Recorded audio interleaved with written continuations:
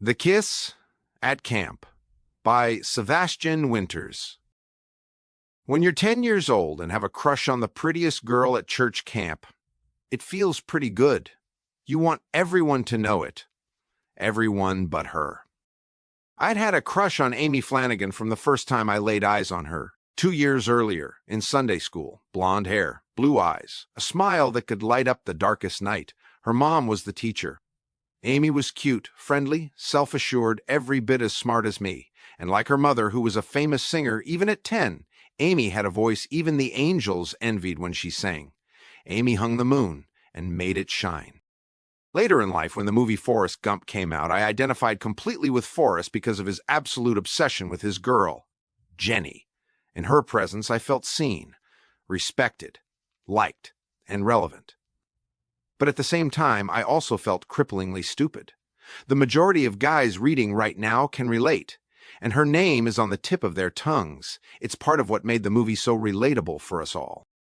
Amy was the first girl I ever loved. That special girl who I think every guy remembers by name and always will. She is both the girl I always loved and the girl who, once she crushed me, I never really needed to see again.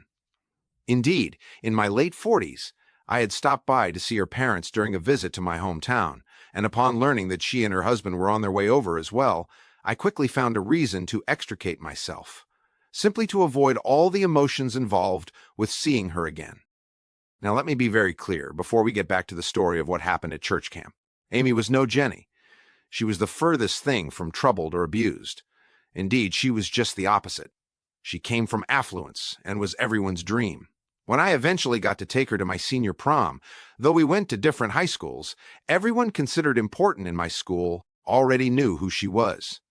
And they wondered, I'm sure, what the hell she was doing out at prom with a dorky loser schlep like me. My street cred soared after the prom. She was that girl. So, back to church camp. At our camp, we had a tradition surrounding table manners.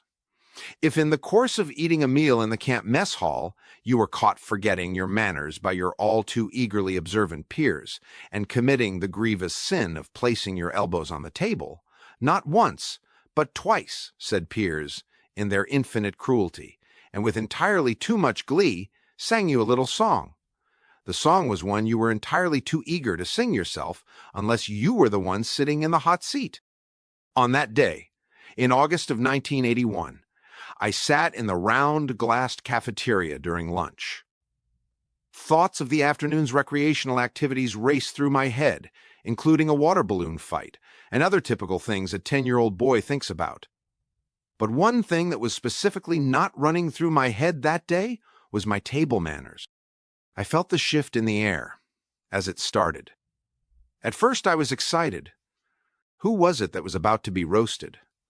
They started singing, "Get your elbows off the table." I waited excitedly for the name to come, overjoyed at the prospect of seeing one of my fellow campmates suffer the indignity of this ritual. Then, as if life had a slow-motion reel, I heard it. Sevastian Winters. My heart sank.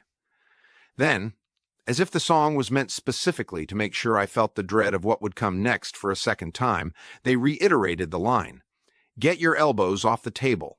Sevastian Winters." The song went on, as if taunting me.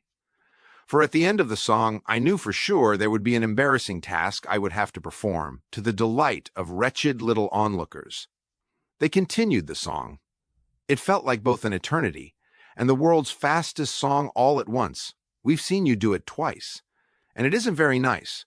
Get your elbows off the table, Sevastian Winters. They finished the song with the sort of loud cheers and excitement I imagine were shouted in history by the fans at the Colosseum in ancient Rome upon learning that the gladiator just bested by his foe would not receive mercy, but would instead be killed a moment later for spectacle. I sat, sweating as if I were outside in the hot August sun instead of enjoying the coolness of the air-conditioned lunchroom. Would they make me stand on the table and sing a song, as had been the punishment for one friend? Would they make me drink some horrific concoction made from camp punch, iced tea, salt, ketchup, mustard, mayonnaise, and hot sauce as they had demanded from another? The bile of that memory still rises to the back of my throat. No, I was not about to get off that easy.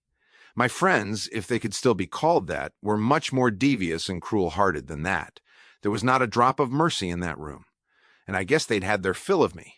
They were done listening to me fawn over Amy, while per 10-year-old boy protocol, swearing them all to secrecy.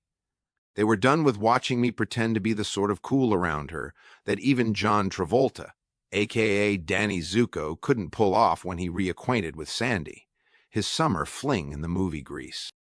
They demanded my penance for my many infractions, and they got personal. Kiss Amy Flanagan, they said. On the lips. Now let me pause to acknowledge that no one asked Amy Flanagan what she thought of this prospect. And it was 1981, so the world at large had not yet figured out that Amy Flanagan had a choice in the matter, and I had not yet evolved to that realization either.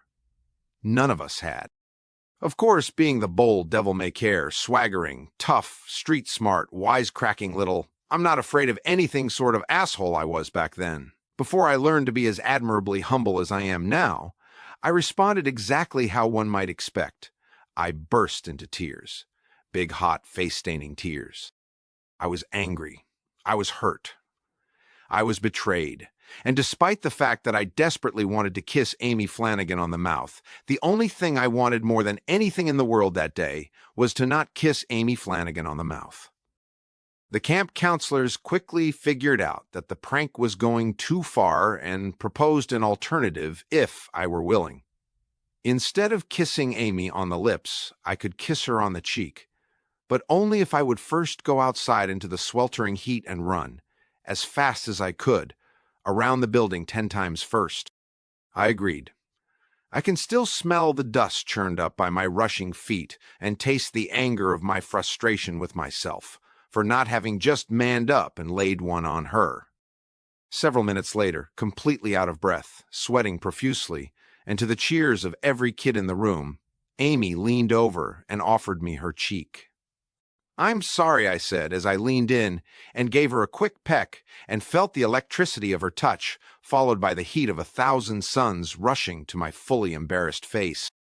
Just over a decade later, I finally did get to kiss Amy, for real, on the lips repeatedly while cheating on the girlfriend who would someday become my first wife, Amy in attendance. I managed to mess that all up too, epically, and it hurt for years afterward, but well, that's the story I'll never tell. I went on to marry 4 times, most recently to an amazing woman who makes me feel all the unbridled obsession I once did for Amy Flanagan, without the follow-up of leaving me feeling even the slightest bit like Forrest Gump.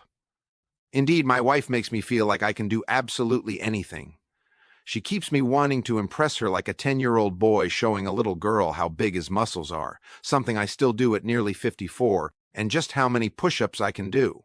And my wife? She can't sing to save her soul, but the angels are still completely jealous. Because she's the funniest, most patient person I've ever known. Author's note: the events you just heard about are entirely true. The names have been changed because they're none of your business. Thanks for listening.